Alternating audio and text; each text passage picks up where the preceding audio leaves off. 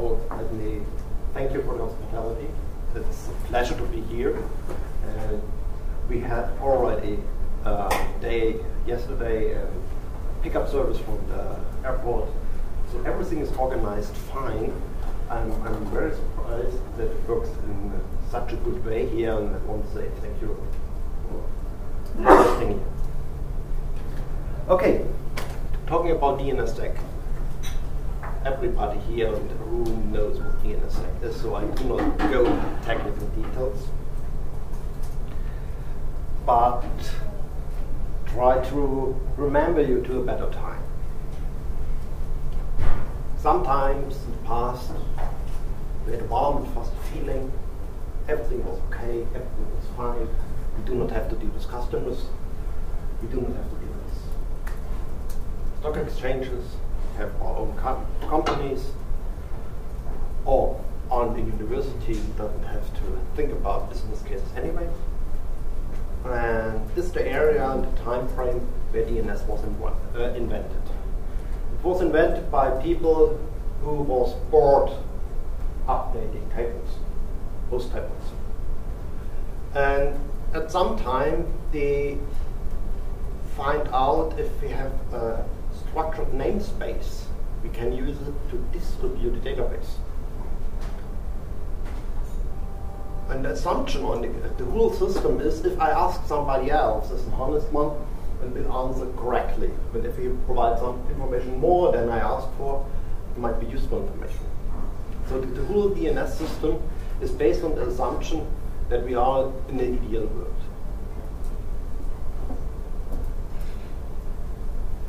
So DNS was designed in a very lucky way. First of all, it works. It's not commonplace for the protocol that it works. It works in such a good way that it can be used as a container for nearly everything which can be stored in a database. It works especially in a form that it doesn't crash if I make too much modification or put too much information in. So it scales. Consequently, we use it to store a lot of data in it, distribute it. For instance, reverse DNS lookup switch, which allows us to put each address which is assigned in the internet any place to look up what's the name of the server the machine is having this address. Usually it's an operation which can't be done on a single database. Nobody is going to invent a protocol in the first place to collecting all the information of all servers on a single place. But DNS makes it possible by design. Of course, you can use DNS for a lot of services DNS was never designed for. One of the most prominent misuse of DNS was the use as a catch-all repository. We had the first browsers. If you don't enter anything in the address line besides some words or a single word, they add a www at the front and a .com at the end, and make the com registry a very profitable company. On the other hand, DNS is a hierarchical structure, but it's not limited to be a hierarchical structure. We can set up multiple rules. We can set up especially valid local rules. And we use this to introduce private namespaces. The most common example for such a private namespace is an Active Directory. It uses DNS and uses private namespace if you do not set up the Active Directory correctly, as you always do.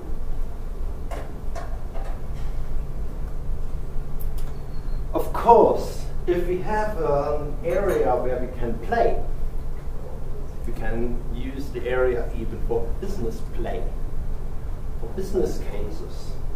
So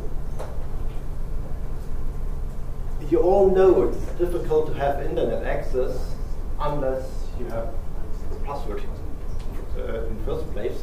We have an open access network, try to connect in a hotel, and you do not get a connection. You do get a payment side. First you have to pay it, register, and then you can use the internet or the service or something like that. It's done by manipulating the DNS. And that was the information you asked for, you get an IP address of the registration server, which causes a lot of trouble. You can put it in the other direction and say, if I can manipulate the answer, I can make a business in protecting users.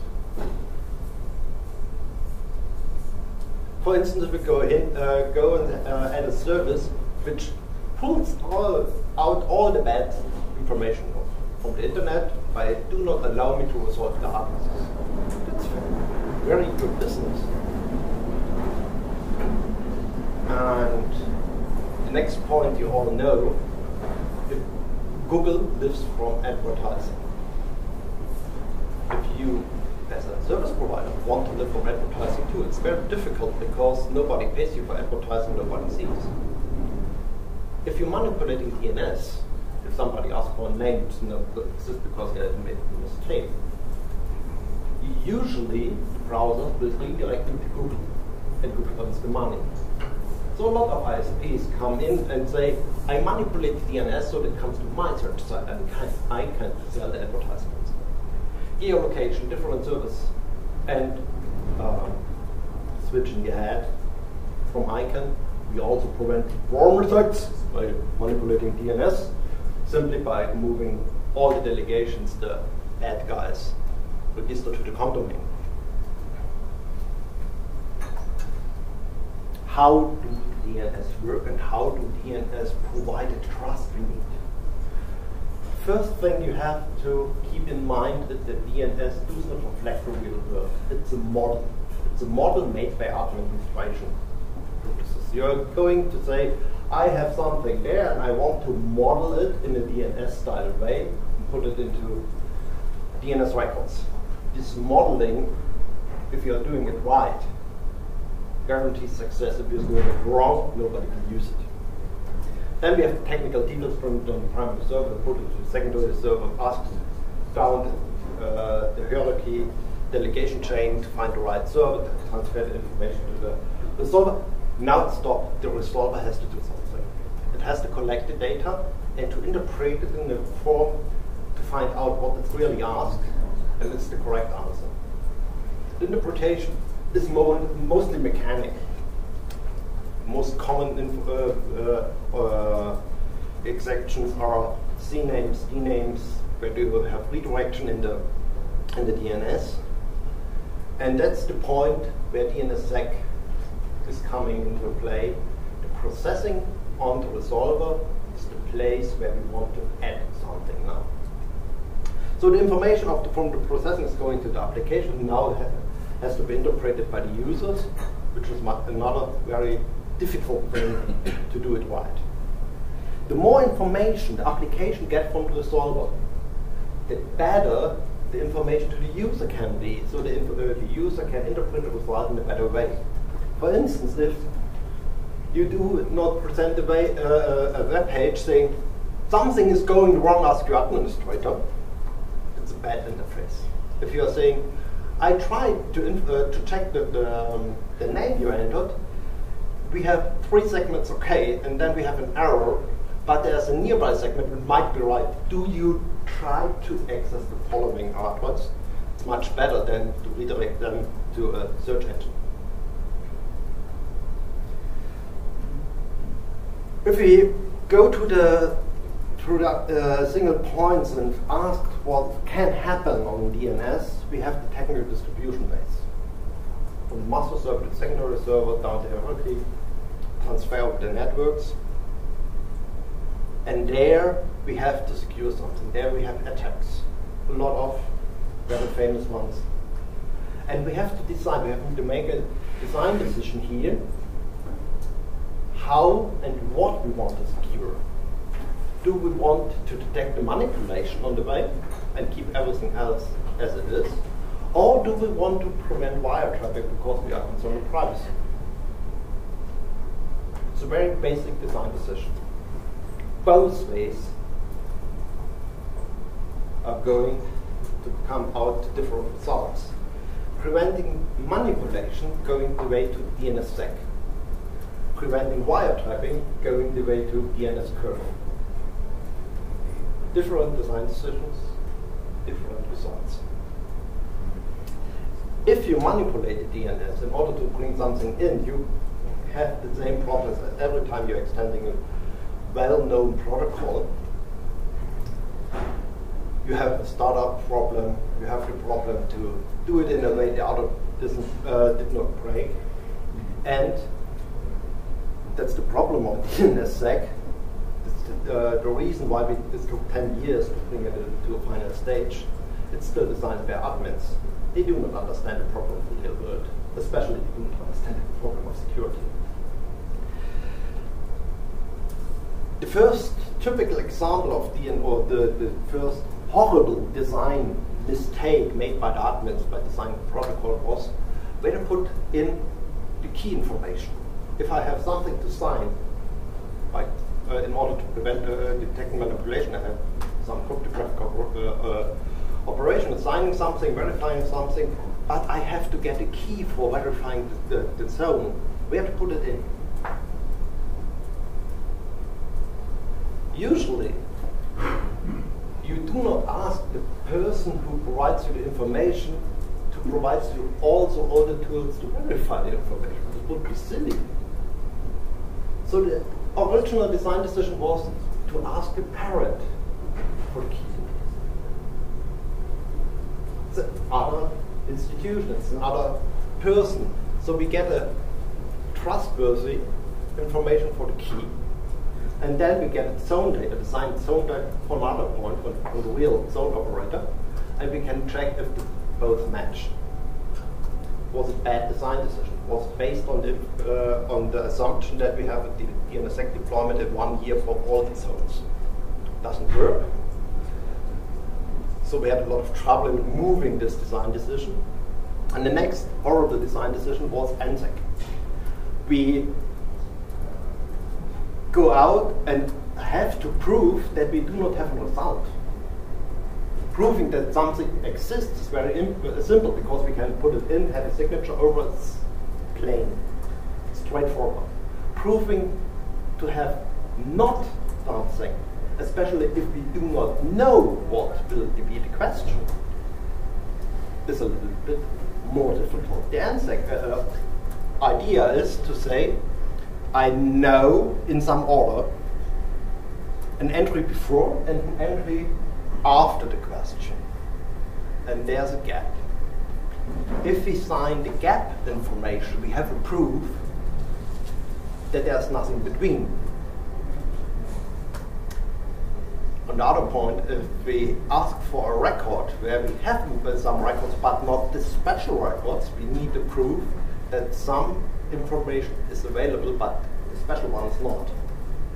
So we add for the first starting NSEC entry, for the first missing one, all the known records, so we can prove that we have a record, but we do not have the special type of record here. And so we can put it out, we can prove it, that everything is fine. Understood reality. A lot of zone operators, this first one was the Swedish one, asked, we can't sign it, we have intellectual property problems on it because somebody is able to walk through the zone. You can ask the question, get entry is here, in between is a gap, so we can go further, ask again, stop further, ask again, and walk through the zone. Solution was NSEC 3 with a lot of trouble, a lot of operational trouble because nobody is able to debug problems anymore. And the typical way a security-aware protocol is designed by administrators. DNS security is working in the same way the trust flows through the DNS. The modeling of reality into the DNS is a step which can't be secured, but it's the point where we start obtaining trust. The result from modeling the data the zone operator enters into the data in the zone itself will be signed. That's the starting point. Then we have distribution through the servers up to the resolver. All we need is a framework for obtaining public keys. Private key obtaining would be a very interesting feature. Public keys in order to verify. And as I said before, it would be silly to ask the zone operator for its own key in order to check their own data. We need to ask the parent for something the zone can't have.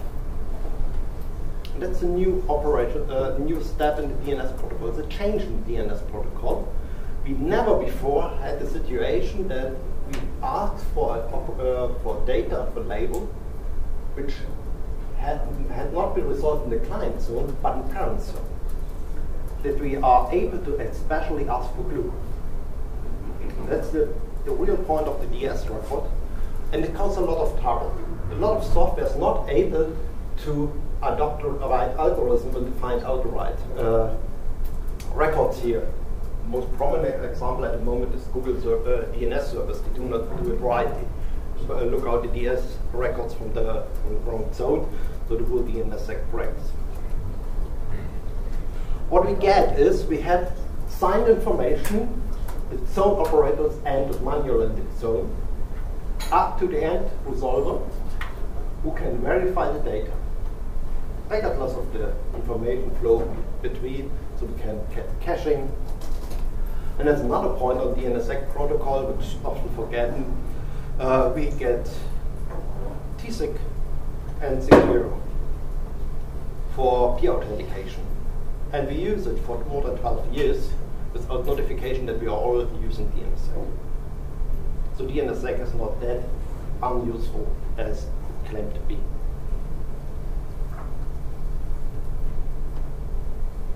We can put the DS records in the parent zone until we cut we have a zone which has no parent, the root zone, or which has a parent which is not designed.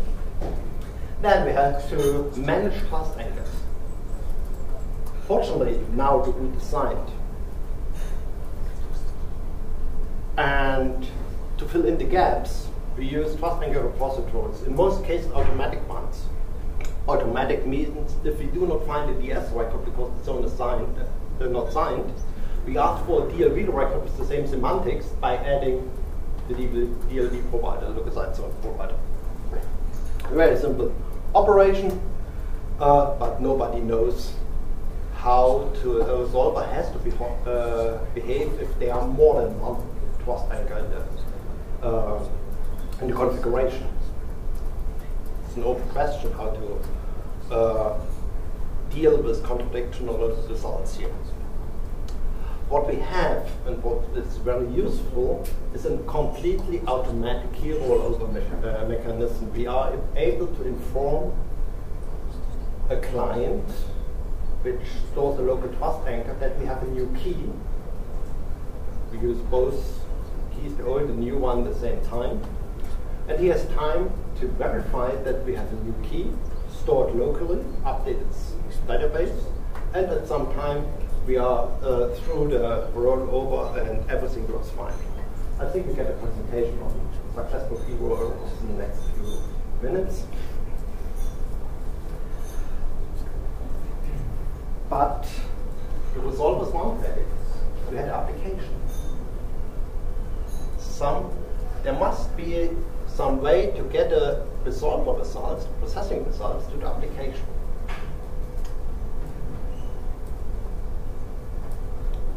In many situations, the resolver is a separate machine, so the application didn't run on the same machine. We had to use a remote API. And the current API has only one possibility to signal an error. The error is server fail. Something had to be happened fatally, and nobody knows why. We have a new API which says exactly, for instance, the DNSSEC record. We found the label, but we do not have quad A address. So please retry to use a legacy with the others. Or we found a name which is similar to the name you are typing in. That's the result of an NSEC record. The only thing is that we need cryptographics on the client or in the application. We do not want to put such cryptographic operations into the client. We need a protocol which allows us to ask a trustworthy resolver over a trustworthy network or infrastructure, and the resolver should have the capability to say, I check everything is okay. It's the AD bit, authenticated data, in the DNS answer. If you want to do it yourself, you can say, please let me do it myself, and then the query can say, give me the results of all things there. Regardless they are true or not, I will check it myself. The question we have to answer as an ISP, how to configure the resolver. What happens if we can validate that we got a wrong answer? Is the wrong information to hand out without the 8-bit? Or should we hand out server fail by default? We started, at our company, we started with handing out the server fail for about 4 years. When I changed it to hand out the unauthenticated data or the non-validating data as unauthenticated last year after the root gets signed, because we had so much trouble with other top-level domains that we can't use it for customer environment at the moment. But the last mile is not protected by any means. What we can do here is, for law enforcement people, they ask, oh, we can't install a web blocking system because DNSSEC preventing us. It's not true. We can do it on the last resolver, and we hand out the law enforcement information on this area. But we should not do this.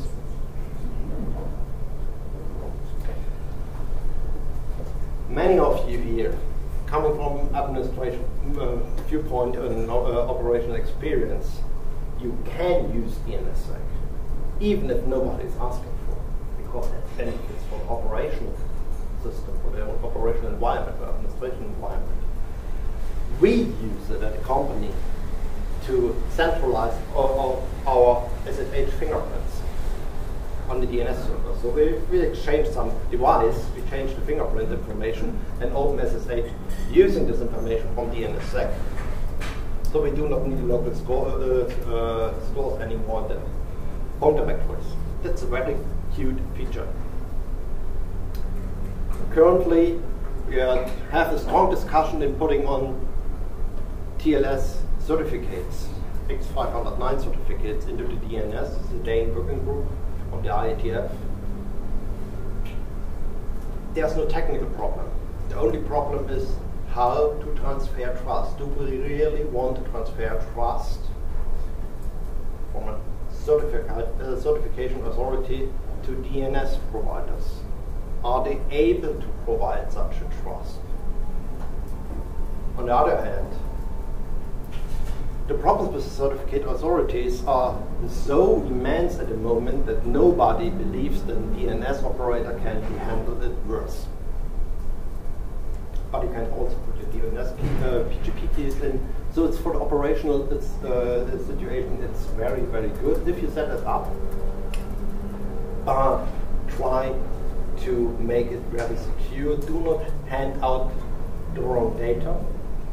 Do not hand out poison data, manipulated data, even if a whole top-level domain fails due to an operational error.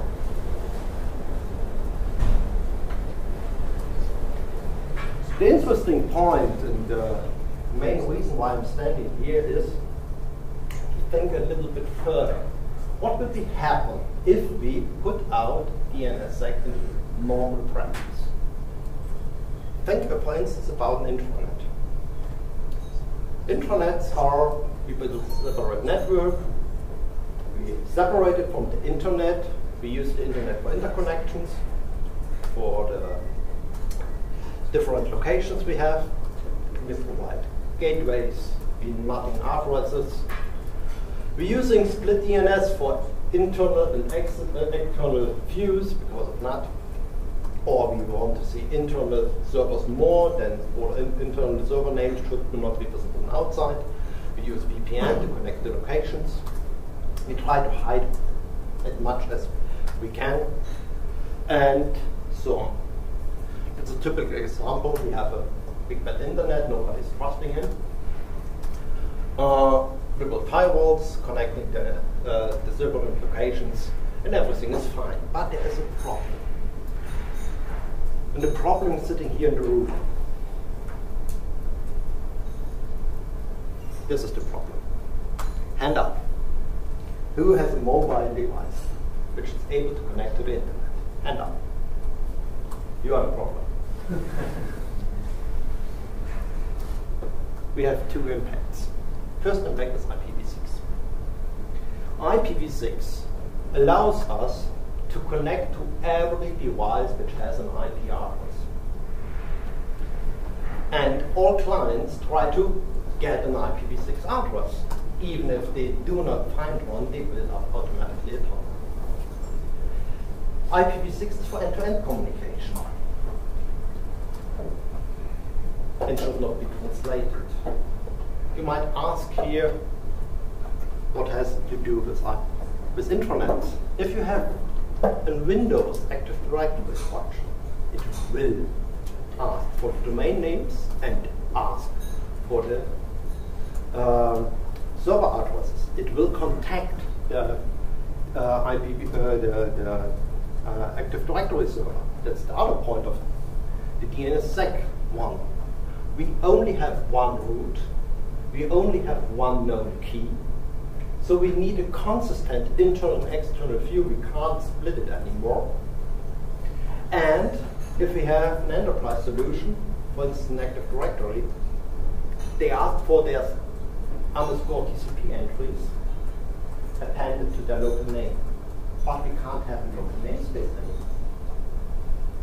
It can be validated in that existing. If you set up an Active Directory, use the correct name, DNS name, and make the DNS server visible from outside. Otherwise, your mobile devices will not work with the Active Directory. So, what happens? The mobile client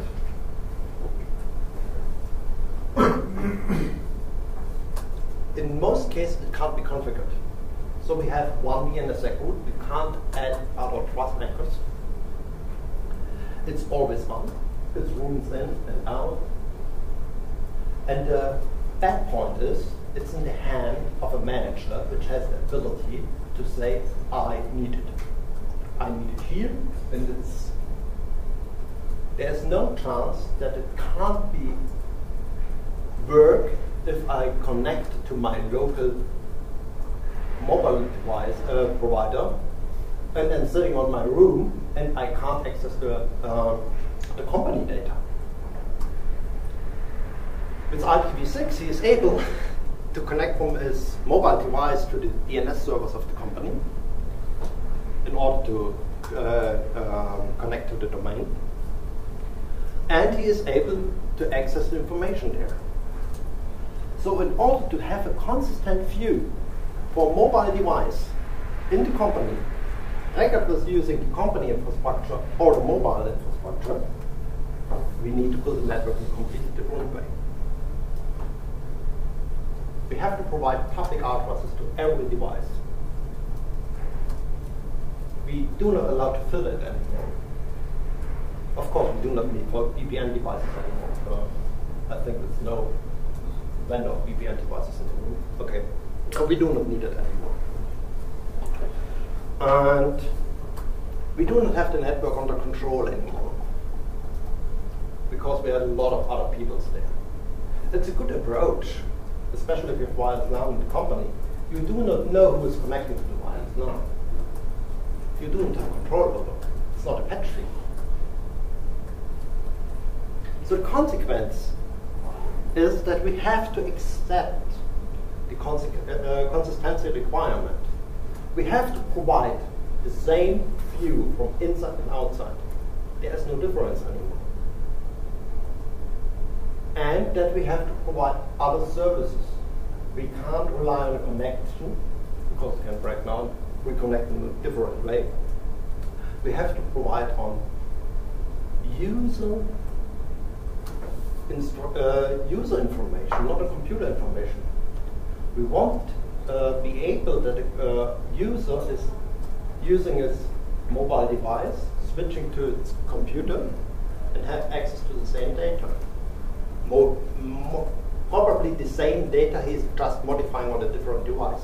It sounds a little bit like cloud services, but it's not necessary. You can do this in the local infrastructure too, as long as you have public addresses in your local infrastructure.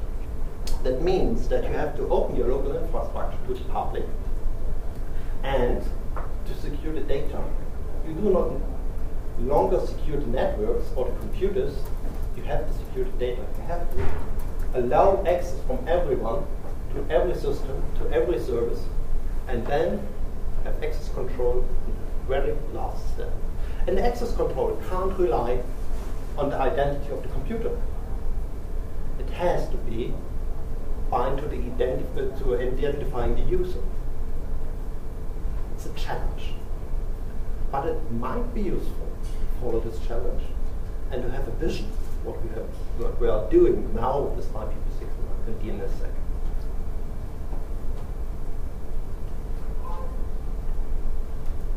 Consider it. Simply consider it. If you are doing something in the area of securing some network, it doesn't mean that we make it comfortable to use, but that means we make it stable to use. Security measurements are here to make it a more pleasure to use it from different points, because we are not connected to assumptions which are not true anymore. Thank you. Should be in time. Yeah, you are. So any questions? Apart from those two over there. Lutz is not going to be able to stay all evening, so this is your only chance to ask questions from him. When I will pick up. We'll talk about that. Okay. Okay, so thank you.